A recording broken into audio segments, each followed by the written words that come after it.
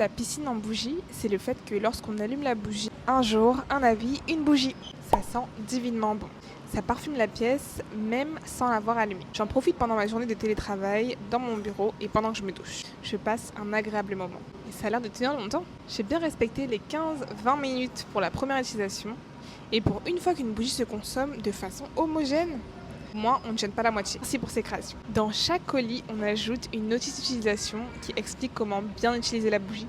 Parce qu'il y a un truc que je trouvais hyper frustrant avant, c'est d'acheter une bougie et de ne pas la voir qui se consomme du début jusqu'à la fin. Aujourd'hui, je vais vous parler d'un concept qui est le concept de la piscine. En fait, la piscine en bougie, c'est le fait que lorsqu'on allume la bougie, la cire puisse bien toucher les bords de la bougie.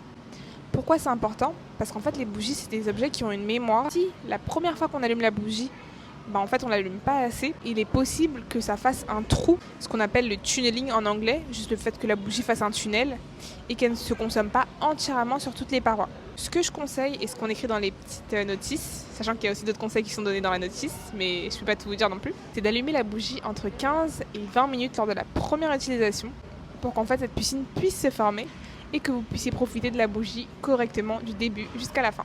À demain pour